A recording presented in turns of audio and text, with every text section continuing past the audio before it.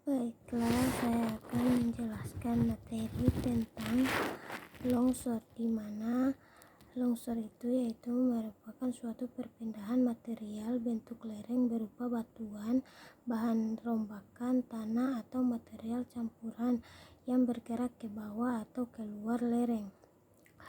Adapun gejala umum terjadinya tanah longsor yaitu yang pertama, munculnya retakan-retakan di lereng yang sejajar dengan tebing.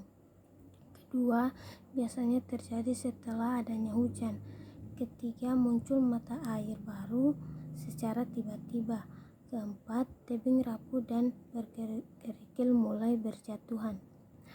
Kemudian adapun faktor-faktor penyebab terjadinya tanah longsor. Yang pertama itu ada hujan, lereng terjal atau curam, kemudian ada tanah yang kurang padat dan tebal, batuan yang kurang kuat, jenis tata lahan, cetaran, adanya tambahan beban, adanya pengikisan atau erosi, yaitu pemotongan tebing dan penimbunan lembah, bekas longsoran lama, penggundulan hutan.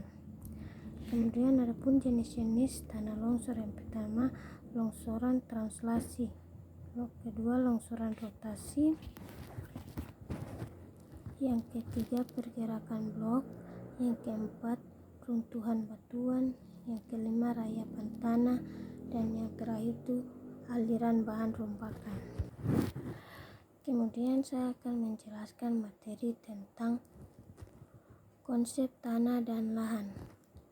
Yang pertama, penjelasan tentang konsep tanah, di mana tanah adalah tumbuhan alami yang terdiri dari padatan atau mineral dan bahan organik, cairan dan gas yang terdapat di permukaan tanah.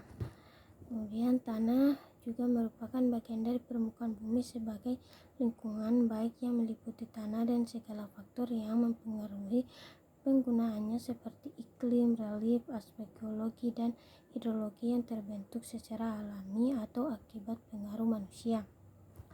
Adapun penjelasan mengenai konservasi lahan, di mana konservasi tanah adalah proses melindungi tanah alami dan mengembalikan tanah yang dikembangkan keadaan aslinya, karena sebagian lahan hanya mengalami gangguan ringan dan sebagian lagi rusak total, maka diperlukan berbagai teknik untuk melakukan konservasi lahan. Adapun pengertian erosi dan sedimentasi.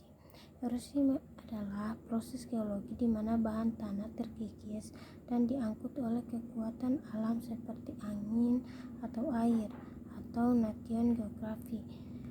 Kemudian erosi juga merupakan kebalikan dari pengendapan, proses geologi